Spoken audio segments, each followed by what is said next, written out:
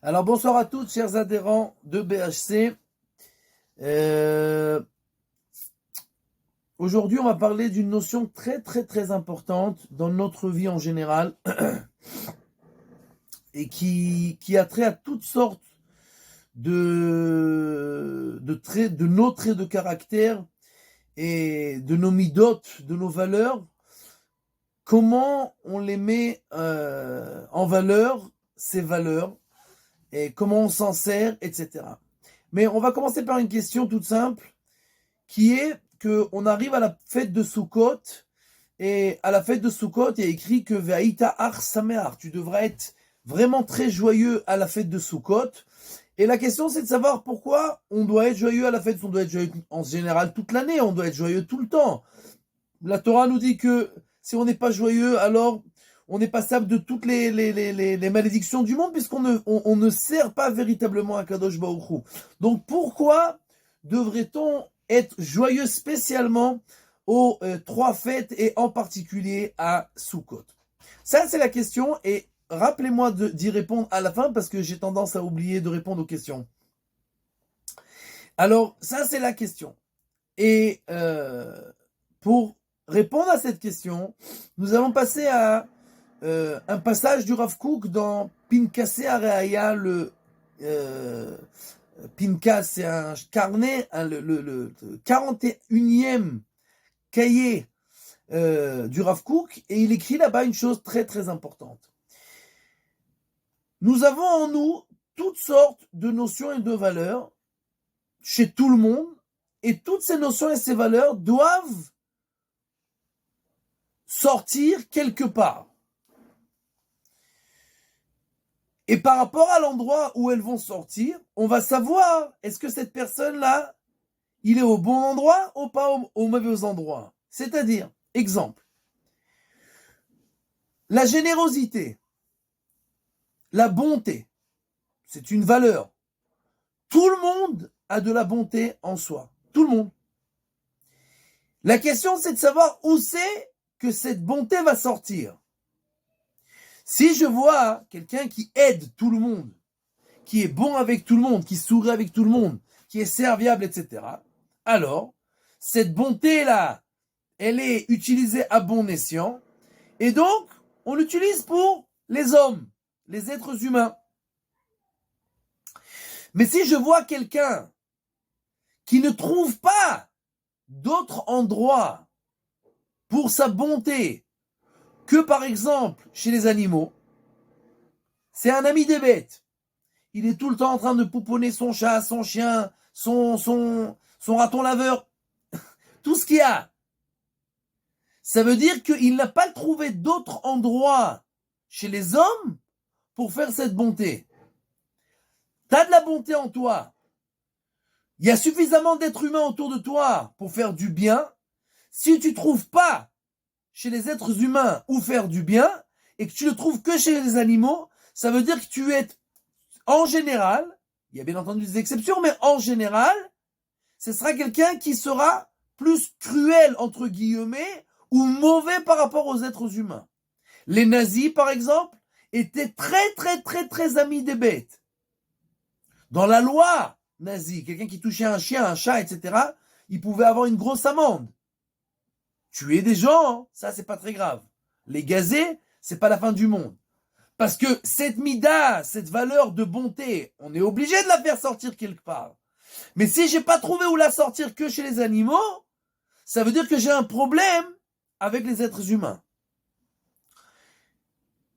Le prophète nous dit, Zofre Adam Agalim Ishakun. Les idolâtres qui offraient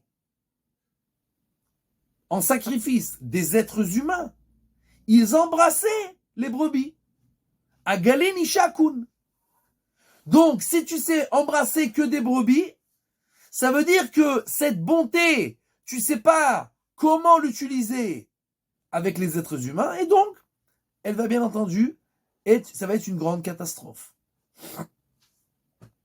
Le Rav Kook nous parle d'une autre valeur très très importante qui s'appelle Aharatza.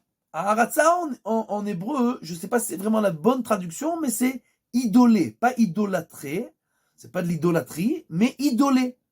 D'accord? Comme on dit sur un, je sais pas moi, un joueur de basket, c'est mon idole. D'accord? Alors, ça veut dire que c'est la chose qui est la plus importante pour moi. D'accord? La personne la plus importante pour moi, la chose la plus importante pour moi, etc.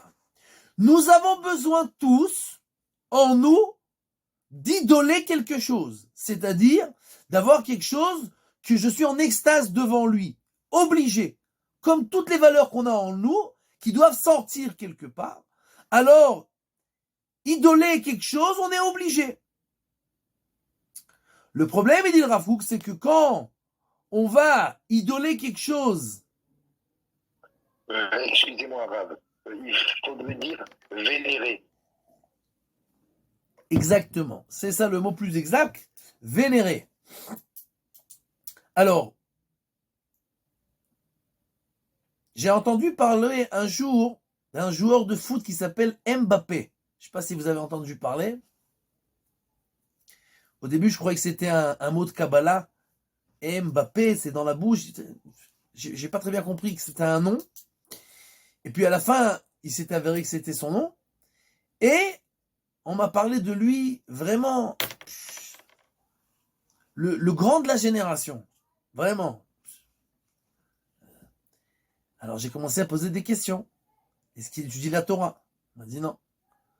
Alors, est-ce qu'il fait les mitzvot? Non.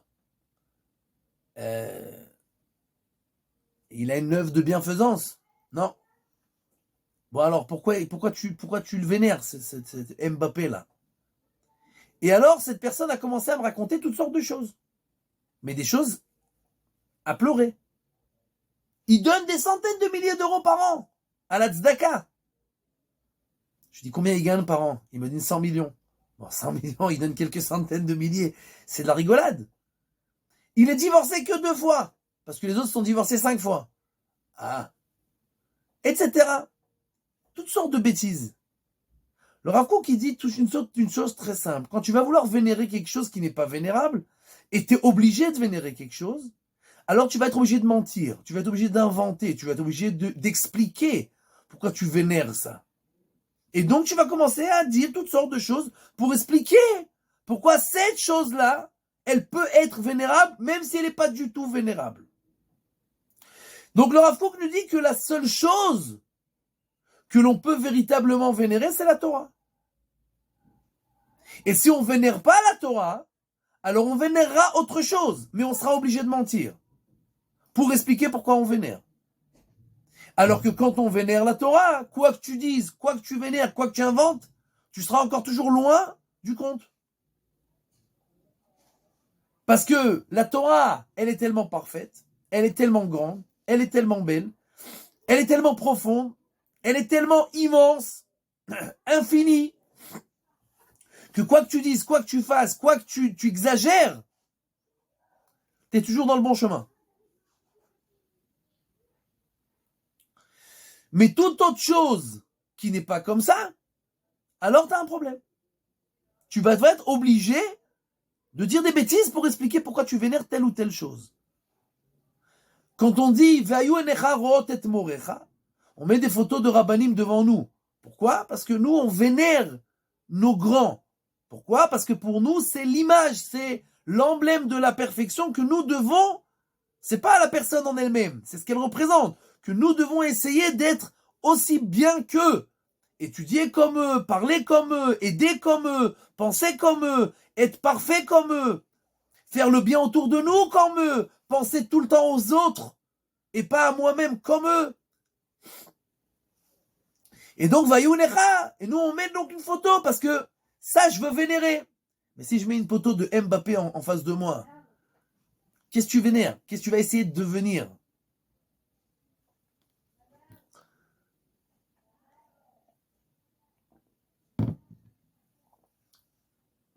On a prié pendant les 10 jours de pénitence. Zochenu lechaim, kodvenu lechaim, melech hafetz bachaim, lemanach elokim chaim, chotmenu lechaim. Donne-nous la vie, inscris-nous à la vie, la bonne vie, que la vie, la vie, la vie. On a juste oublié de nous dire c'est quoi la vie? À quoi ça sert la vie? Qu'est-ce qu'on fait avec cette vie? Alors, nous voyons que le but ultime de la vie, c'est d'être proche d'Akadosh Baruch Hu. Il y a des gens dans ce monde-là qui n'ont aucun but. Ils ne font rien. Enfin, rien de spécial. Ils mangent, ils boivent, ils dorment, ils font de la marche, ils regardent un film, ils retournent dormir, et encore rebelote, ils remangent, etc., etc. Et toute la vie, c'est un fil continu de rien du tout, de vent. Aucune différence entre un animal et cette personne qui ne fait strictement rien. L'animal aussi, il dort, il mange, il va aux toilettes, il marche. Tout la même chose. Rien de concret, que du vent. Mais c'est plus que ça. Pourquoi? Nous voyons Eliezer, l'esclave de Avraham Avinu. La Gemara nous dit dans le traité de Yoma, page 28, que Eliezer, il était dolé au mashke mitoratosh, c'est lui qui a enseigné toute la Torah de Avraham Avinu. Tous les enseignements, c'est lui qui les retransmettait. Une grande personne. Le Midrash, Bereshit Rabbah, Parashat 59, nous dit que il maîtrisait son mauvais penchant autant que Avraham Avinu. Très grande personnalité, Eliezer.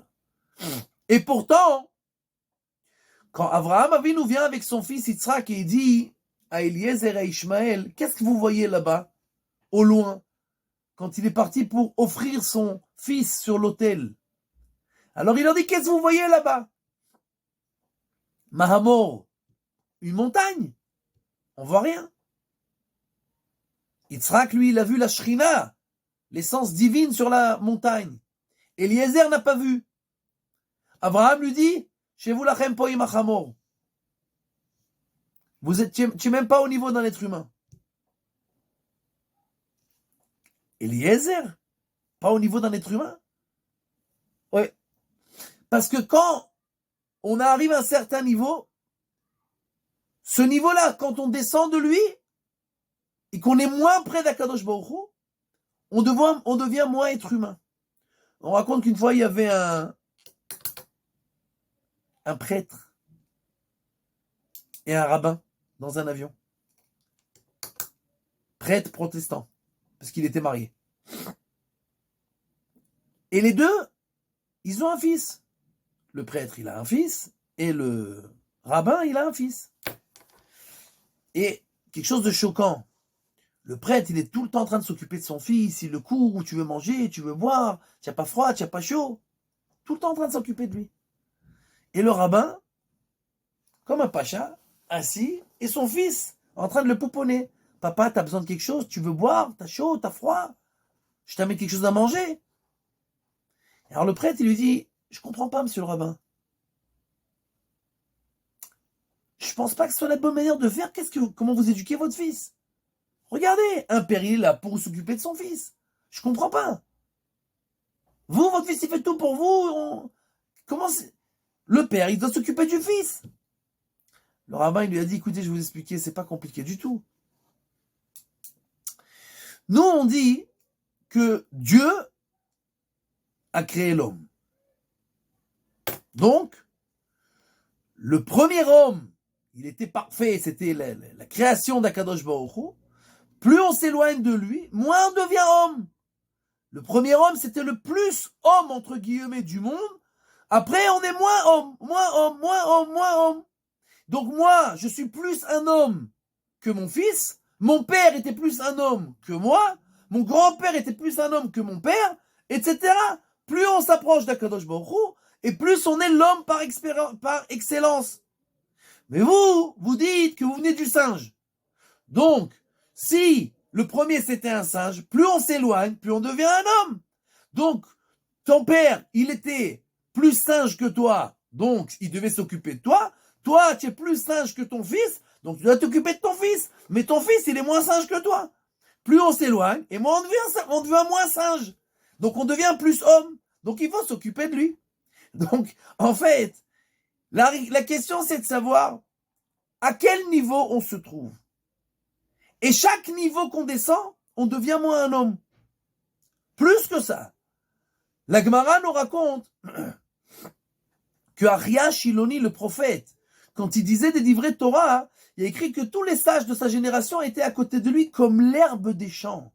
Même pas comme un âne, même pas comme un animal, même pas comme le monde animal, même pas comme une vermine, comme l'herbe des champs, un végétal.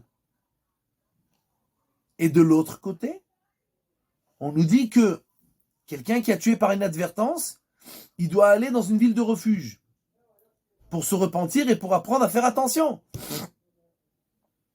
Et il y a écrit que si c'est un Bachour Yeshiva, alors on lui amène avec lui sa Yeshiva et son Rosh Yeshiva, son Rav pour qu'il lui enseigne. Eh, pourquoi le Rav il doit payer? Le Rambam nous dit que quelqu'un qui... Et Rashi nous dit là-bas qu'il y a des yeshivot dans la ville de refuge, mais il n'y a pas la yeshiva qu'il a l'habitude, et la manière d'étudier qu'il a l'habitude. Et le Rambam nous dit que quelqu'un qui descend de sa manière d'étudier, c'est pire que la mort. Or, il n'y a pas écrit qu'on doit le mettre à mort, il y a écrit qu'on doit le mettre en ville de refuge. Donc, on lui amène sa yeshiva et son Rav. Donc la Gemara nous dit qu'un Rav doit faire attention de ne pas enseigner à un élève qui est pas terrible, parce qu'à la fin, si lui va tuer par inadvertance, il va devoir courir après lui dans la ville de refuge. D'accord? Mais quoi qu'il en soit, nous voyons que la vie, c'est quoi la vie? C'est quoi la vie? La vie, c'est la proximité à Kadosh Baruch Hu. Si on n'a pas ça, alors il nous manque l'essentiel. L'essentiel. Et surtout quand on voit aujourd'hui la Gemara dans Masechet Souka, page 52, nous dit que Impaga becha menuval ze, je sais pas comment on dit menuval, dégueulasse, je sais pas si c'est le bon mot, si cet être écœurant, repoussant, t'as attrapé, on parle du mauvais penchant, prends-le à la maison d'études. Si c'est une pierre, il va fondre. Et si c'est du métal, il va exploser. De quoi on parle? Le mauvais penchant. Alors, il est repoussant, c'est une pierre, c'est un métal. C'est quoi toutes ces paraboles? Donne-lui un nom. Le mauvais penchant, si le mauvais penchant t'a attrapé, amène-le au Beth Midrash, c'est tout. Non. Si c'est repoussant, t'as attrapé, prends-le à la maison d'études. Si c'est une pierre, si c'est un métal, qu'est-ce qui se passe? Reb Shlomo Zalman Auerbach nous dit, quand on regarde le mauvais penchant qui est dans la rue, c'est dégueulasse, c'est écœurant, c'est repoussant. De quoi les gens s'occupent aujourd'hui? Il y a très peu d'êtres humains autour de nous aujourd'hui. J'étais dans un avion il n'y a pas longtemps. Maintenant, moi, je prends toujours la première place parce que comme j'ai un peu les pieds longs, pour avoir la place, pour pouvoir me reposer un peu. Alors, et je prends toujours la place à côté du hublot. Donc, j'étais assis à côté du hublot et il y avait une personne peut-être de 60 ans à côté de moi et sa femme à côté. À peine on commence, on décolle, il ouvre son smartphone, son téléphone, comment on dit, smartphone, et il joue, je ne sais pas si vous connaissez, un jeu débile, complètement, où il fait comme ça et il explose des fruits. Chose très profonde, d'accord? Et on dirait un gamin attardé, 60 ans, d'accord? Il est comme un fou. Et moi je le regarde, mais je dis, mais oh, un peu de respect. Et il voit pas, bien entendu, il n'entend pas, il voit pas, il n'est pas dans ce monde-là. À un moment, je me suis levé pour aller aux toilettes. Et sans faire attention, je lui ai donné un petit coup sur le pied. Il n'a rien senti, il n'a pas fait attention. Alors moi, j'ai dit, désolé, pardon. En passant, je dis, je suis désolé. Et il n'a pas entendu. Alors sa femme lui a donné un coup de coude. Il lui dit, il t'a demandé pardon. Alors il se retourne vers elle, énervé, il dit, mais tu me déranges? Il est en train de jouer comme un gosse de 3 ans. Et il dit à sa femme, tu me déranges? Ribono shel olam. Quelqu'un de 60 ans. Ça, c'était à l'aller. Dans le même retour, dans le même vol, au retour, j'étais de l'autre côté de l'avion cette fois. Et encore une fois, j'avais quelqu'un à côté de moi et sa femme à côté. Là, il n'avait pas un smartphone. Il a ouvert, dès qu'on a décollé, il a ouvert son ordinateur et il a commencé à voir la guerre des étoiles. La guerre des étoiles, moi aussi, je l'ai vu quand j'avais 4 ans. D'accord? C'est-à-dire il y a 40 ans de ça. Bon, c'est sympa, c'est un film pour les gosses. Mais, je veux dire, t'as 50 ans, ça y est, t'as passé l'âge. D'accord? Je dis, bon, ok, peut-être qu'il veut un peu s'endormir, etc. Moi, j'ai pris ma Gemara, j'ai commencé à étudier, puis je regarde comme ça sur le côté. Je dis, mais combien de temps tu vas regarder ça? Et il a regardé, il a terminé le premier verset, le premier chapitre, d'accord? Il est passé au deuxième chapitre. Et après au troisième, et après au quatrième. Il a vu 4 films pendant le voyage. 4 films. Sans arrêt, une seconde. Il n'a pas mangé, il n'a pas bu, comme un attardé. L'hôtesse de l'air arrive à la fin et dit, monsieur, il faut fermer la table, on va atterrir. Il lui dit, mais je suis au milieu. Il dit, monsieur, il n'y a pas milieu, pas milieu. On va atterrir, je vous demande de fermer votre table. Alors il lui dit, 2 minutes, je termine, je ferme. Elle lui dit, je vous fais confiance. Il dit, il n'y a pas de problème. Et il n'a pas fermé. Jusqu'à qu'on a atterri et qu'il n'avait pas le choix parce qu'il devait sortir, parce que sa femme, elle lui a dit, elle était en train de le tirer parce qu'il devait sortir. Alors il est sorti. Tu vois des gens aujourd'hui qui sont plus, c'est plus des êtres humains. Impaga becham et nouvals, et quand tu regardes dehors, qu'est-ce qu'ils font les gens? De quoi ils vivent? Qu'est-ce qu'ils ont dans leur vie? Rien. Alors, le mauvais penchant, en dehors, Reb Shlomo Zalman, il nous dit, il est repoussant. Tu vois, t'as envie de vomir. Alors d'abord, rentre au Beth Midrash. Ah, au Beth Midrash, il y a aussi un mauvais penchant. Partout, il y a le mauvais penchant. Mais il est déjà plus repoussant. C'est déjà plus dégueulasse. Il y a un mauvais penchant. J'ai pas les nerfs, je suis fatigué, je comprends rien, c'est difficile. Il n'y a pas de problème. Mais c'est déjà plus repoussant. T'es déjà un être humain. T'as un mauvais penchant d'un être humain. Qui travaille, qui réfléchit, qui veut comprendre, etc. Et c'est pour ça, nous dit Reb Shlomo Zalman, que après, le Yetzer Hara, le mauvais penchant, on l'appelle plus repoussant. On l'appelle ou une pierre ou en métal. Pourquoi? Parce qu'au Beth Midrash, tu as 2 choses qui sont à Yetzer Hara. Ta tête et ton cœur. Ta tête, tu comprends pas. Ton cœur qui est fermé, tu n'arrives pas à te connecter. Dans les sentiments. Et le cœur, il y a écrit dans le prophète, je vais donner un cœur de chair à la place du cœur de pierre. Donc, ton mauvais penchant, ton cœur qui est en pierre, on s'arrangera. Ta tête, elle est en métal. Pourquoi elle est en métal? La Gemara nous dit dans Maseret Ta'anit, page 8, ici tu as vu un élève dont la compréhension est dure comme le métal. Chez Talmudo caché alav kabarzel, mais chez En Mishnatos Dura alav. On pourra déjà s'occuper de lui au Beth Midrash. On lui expliquera, il s'arrangera. Il va comprendre à la fin. Donc le Yetzer Hara, il est dans le cœur, il est dans la tête. Mais c'est déjà plus repoussant.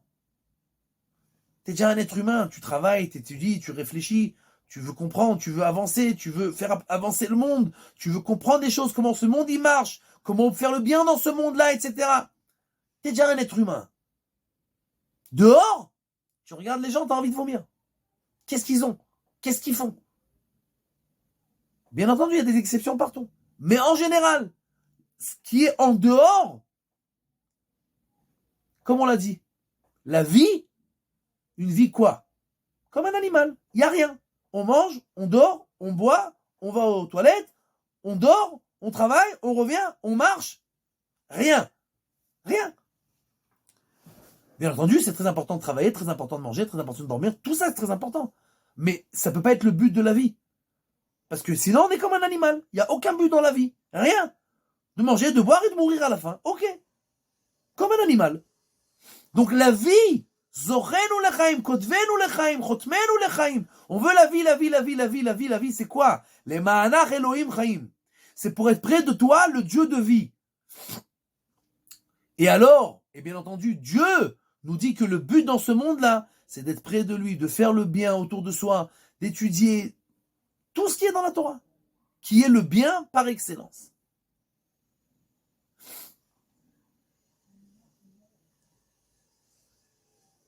Donc, si nous voulons vénérer quelque chose, tout ce que tu vas vénérer en dehors de la Torah, tu vas devoir inventer des bêtises pour expliquer pourquoi tu vénères telle ou telle chose. Tu vénères le foot, tu vénères ton téléphone, tu vénères le restaurant, tu vénères je sais pas quoi. Et tout ça, c'est du vent. Et tu vas devoir inventer toutes sortes d'imbécilités et de mensonges pour expliquer pourquoi c'est normal et c'est bien que tu vénères cette chose-là. Alors que la seule chose qu'on peut véritablement vénérer, c'est la Torah. Et donc le Rav Kook nous dit que cette mida, cette valeur-là, elle doit sortir. Et on doit vénérer quelque chose. Donc on voit plein de gens qui vénèrent le foot. C'est quoi le foot? Un jeu. Il faut être dingue pour vénérer un jeu. Un jeu, c'est un jeu par définition. On ne peut pas vénérer un jeu, c'est un jeu. Et pourtant, la moitié du monde vénère le foot. C'est-à-dire du vent, un jeu. Et ils vont inventer, et ils vont payer à chaque mondial des centaines de millions de dollars pour faire des stades, pour un jeu. Alors qu'on pourrait aider des centaines de milliers de personnes qui meurent de faim. Non! On va expliquer pourquoi c'est très important.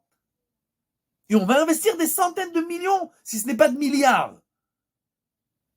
Et comme ça pour tout.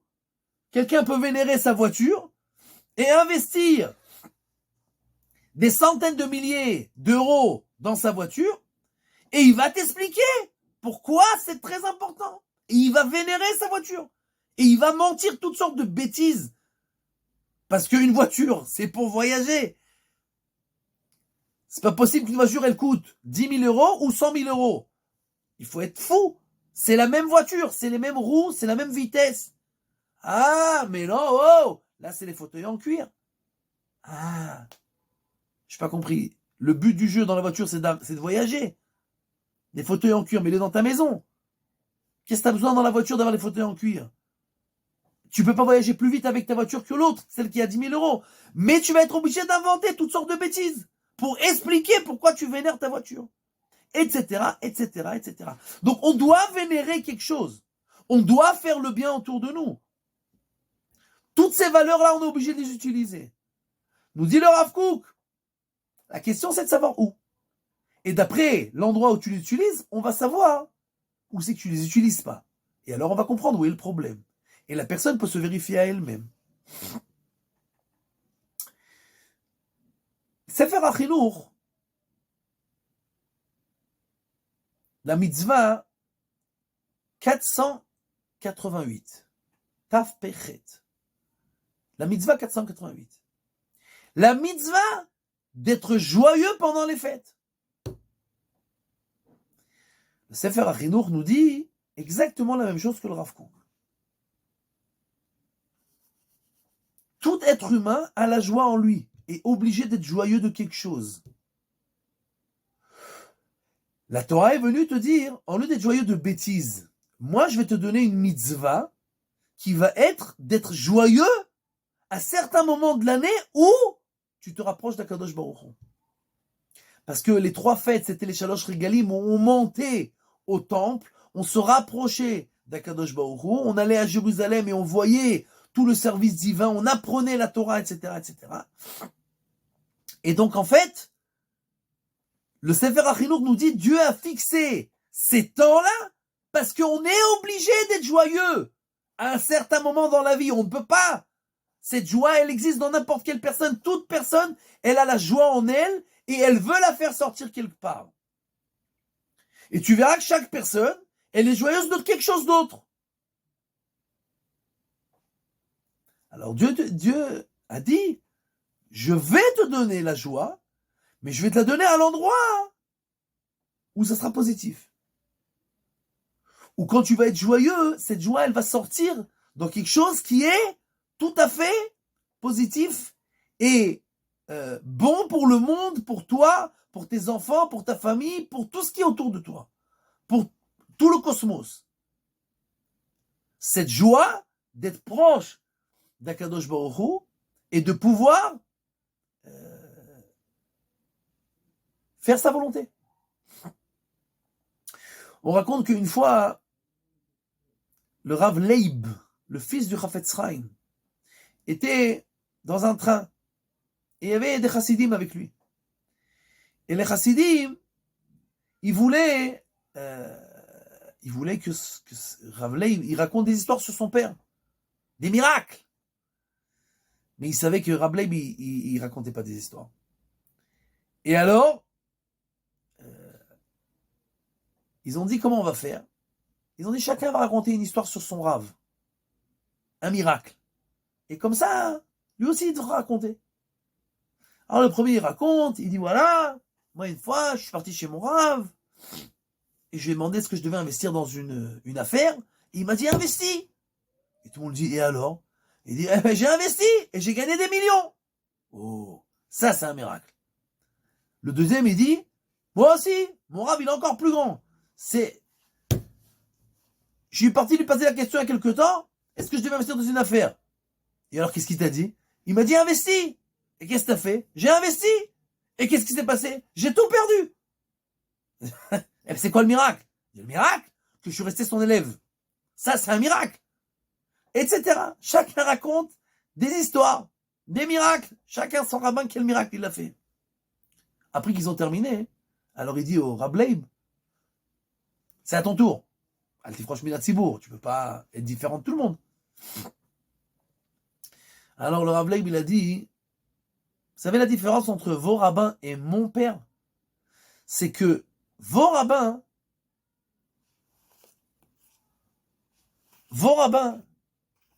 eux, ils décrètent, et Akadosh Baruch Hu, il s'exécute. Et mon père, la différence, c'est que Dieu décrète, et lui, il exécute. Ça, c'est la différence. C'est-à-dire, et pourtant, le Chafetz Chaim, c'était pas un imbécile, hein, et il savait faire les miracles. Enfin, les miracles. Le fait d'ouvrir sa bouche. Il avait un élève pendant la Première Guerre mondiale. La Première Guerre mondiale, il y avait un élève d'Aïshiva qui s'appelait Naftali Mimemel, qui était d'origine allemande, mais ils étaient en Russie, eux. Ils étaient d'origine allemande, et donc il a été arrêté pour, comment on dit, c'est un Meragel, un espion. C'est un espion pour l'Allemagne. Et bien entendu, en Russie comme en Russie, ça va très très vite. Donc, ils l'ont jugé à mort. Le Chafetz Chaim, lui-même, il s'est déplacé. Il était très âgé. Il est venu spécialement au tribunal pour plaider. Rien à faire. Les juges, ils s'en foutent complètement. Et ils l'ont jugé mis à mort. Mais, circonstance atténuante, il est jeune, il ne sait pas ce qu'il a fait, ce qu'il faisait, etc. Ils lui ont donné 10 ans travaux forcés. Quand le Chafetz Chaim a entendu le verdict, il a explosé de rire, il a dit « Shoitim sheba olam » les fous de ce monde-là. 10 ans. Est-ce qu'ils sont sûrs qu'ils vont garder le pouvoir encore 10 mois? Ou même 10 semaines? Même 10 semaines, c'est pas sûr qu'ils gardent leur pouvoir et que ce qu'ils ont tranché, ça va tenir le coup. Reb Baruch Ber Leibovitch, il a raconté que quand on a raconté ça, quand on a dit ça à Reb Chaim de Brisk, Reb Chaim a entendu ce que le Chafetz Chaim il a dit, et il a dit, le Chafetz Chaim vient de détrôner le tsar, Nikolai. S'il a dit que le pouvoir va pas être tenu encore 10 semaines, il vient de le détrôner. La question, c'est de savoir qui c'est qui va venir à sa place. Mais il a été détrôné. C'était le Kav Zain, c'était le 27 Tevet 1917. Le 22 Tevet, Kav Zain, le 27 Tevet 1917. Le 27 Adar 1917, le tsar Nikolai a été détrôné. 2 mois après, moins de 10 semaines après. Le jugement, c'était le 27 Tevet. Le détrônement, c'était le 27 Adar. Moins de 2 mois après. Et le Chafetz Chaim, il a juste ouvert la bouche. Un fou de ce monde-là. Est-ce que vous allez garder le pouvoir? Et bien entendu, tous ceux qui ont été arrêtés ont été relâchés. Et donc l'élève aussi a été relâché. Fou de ce monde-là. Vous allez garder le pouvoir? Qui c'est qui vous dit que vous allez le pouvoir? Et le Chafetz Chaim, il ouvrait la bouche seulement. Et tout ce qu'il décrétait, c'était fait. L'essence de la vie, la simcha, la Torah nous dit, je te donne la vie entière entre tes mains. Je te donne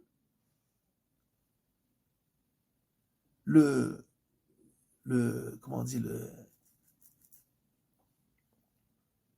pas le remède, la recette, entre guillemets, la recette pour être l'homme qui va se sentir le plus plein du monde. Parce que je vais te donner tout le temps quoi faire. Je vais te donner tout le temps satisfaction. Tu vas tout le temps te surélever. Moi, souvent, quand on revient des vacances, je pose la question à mes élèves. Alors, comment c'était les vacances? Ouais, on était en vacances, on était là, on était ici, on était à la plage. C'est sympa, ouais. Bon, ça s'est vite terminé, etc. Et je demande, est-ce qu'il y en a qui ont fait du bénévolat? Il y en a toujours 2 ou 3 qui lèvent la main. Comment c'était? Waouh! Waouh! Le bénévolat, avec les handicapés, les autistes, etc. C'est très difficile. Physiquement, mentalement, tu dors pas beaucoup la nuit, tu travailles très très dur, tu vois des choses très dures. Quoi, waouh? Oui. Parce que quand on se donne et on fait quelque chose avec une valeur, alors on est plein de satisfaction. Et l'autre qui a rien fait, qui était à la plage, qui a vu des films, qui a mangé, qui a fait... Ouais. Comment tu te sens? Vide. Donne-moi encore à manger, encore un film, encore une voiture, encore. Comment il dit le Gaon de Vilna? Quelqu'un qui court après les plaisirs de ce monde-là, il ressemble à quelqu'un qui est dans le désert et qui a soif et à qui on donne à boire de l'eau salée. Et alors, il a toujours encore plus soif. Donne-moi autre chose, encore à boire. Donc ça ne s'arrêtera jamais. Jamais, et il se sentira jamais rassasié ou qu'il a plus soif. Donc, la Torah nous dit, viens, après que on s'est repenti pendant les 10 jours de pénitence, on rentre dans la soukha. C'est quoi la soukha? La soukha, c'est la maison de Dieu. Tzila de Mehemnuta. Tzila, l'ombre d'Akadosh Baruch Hu. On rentre dans la maison. Et qu'est-ce qu'on doit faire dans cette maison? Ochel basouka. Yeshen basouka. Il faut manger, il faut boire, il faut dormir, il faut faire des randonnées dans la souka, les taïel basouka. Dis-moi, c'est ça le but du jeu? Après qu'on a fini, je n'ai pas compris, on s'est repenti. Donne-moi le Talmud, donne-moi la Bible, et on étudie. C'est le moment ou jamais, maintenant on doit s'élever. Et non, on nous dit non. Maintenant que tu as compris le but du jeu, maintenant tu peux commencer à boire, à manger, à dormir, à faire des randonnées, des excursions. Il n'y a pas de problème. Dans la maison d'Akadosh Baruch Hu. Parce que maintenant chaque chose a une valeur. Parce que maintenant chaque chose, tu vas te sentir avec une satisfaction. Et alors, tu seras au bon endroit. En lieu de faire des choses qui n'ont strictement aucune valeur et qui vont rien te donner, Dieu te dit, voilà. La simcha, c'est pas on va en boîte de nuit et on danse et on est heureux. T'es pas heureux. Ou alors, si c'est le seul endroit où tu as trouvé pour être heureux ou pour être joyeux, bah ça veut dire que tu as un problème. C'est que tu sais pas dans quels véritables endroits qui ont une véritable valeur, donner ta joie. Dieu, il dit maintenant, moi, je vais te donner la joie. Dans les 3 régalim, les shalosh régalim, les 3 fêtes, je t'oblige d'être joyeux. Tu montes à Jérusalem, tu vas au temple, tu fais le service divin, et là-bas, je t'oblige à être joyeux. Et alors, ta joie, elle prend une dimension complètement autre. Complètement autre. Et elle te donnera une satisfaction et une plénitude tout à fait autre. Et alors de là, cet enseignement du Rav Kook est tout à fait extraordinaire. Comment nous devons faire attention dans chacune de nos valeurs, où c'est qu'elles sortent, où je les utilise. Parce que si je ne trouve à les utiliser que dans des endroits qui sont louches, ou pas 100%, ça veut dire que dans les véritables endroits, je ne les utilise pas. Et alors c'est une catastrophe, parce que je suis en train de rater ma vie. Et quelqu'un peut arriver à l'âge de 80 ans, et il a complètement raté sa vie. Il n'a rien fait de sa vie. J'ai vu il y a quelque temps une publicité. Je rigole pas, hein, la vérité. Je ne sais pas si c'était un truc pour les vieux ou je ne sais pas quoi. C'était une pub pour la salle de musculation. Et le madrir, celui qui enseigne, qui te coach, d'accord, 80 piges peut-être plus même, d'accord. Et il fait comme ça avec les muscles, etc. Il dit, viens, je t'apprends comment... Mais dis-moi, t'as rien à faire de ta vie? Tu crois que tu vas vivre jusqu'à la fin des temps? T'as 80 ans. De quoi tu t'occupes? T'as pas de choses plus importantes à faire que ça? Et non. Il va jusqu'à 100, parce que c'est très important de se faire enterrer quand t'es musclé. Très, très important. Très important. C'est quelqu'un qui n'a que du vide dans la tête. Mais il n'a pas trouvé d'autre endroit où investir que dans cette chose-là. Alors, si tu vois que c'est dans ces choses-là que tu investis, sache que tu as un problème parce que dans les véritables endroits, tu n'investis pas. Cet enseignement est très, très important. Il est vital. Où je suis joyeux, où je fais le bien, qu'est-ce que je vénère? Là, je me vérifie. Est-ce que c'est dans les choses qui sont véritablement bonnes? Ou alors, je me mens pour expliquer pourquoi je fais ces choses-là. Et que j'ai pas trouvé les bons endroits pour sortir ces bonnes valeurs-là. Ça, c'est l'enseignement que nous avons appris aujourd'hui dans la Torah du Rav Kook et qui revient dans tous les domaines de notre vie. Soyons intelligents, vérifions-nous quotidiennement où on se trouve. C'est tout pour aujourd'hui. Question. Ok.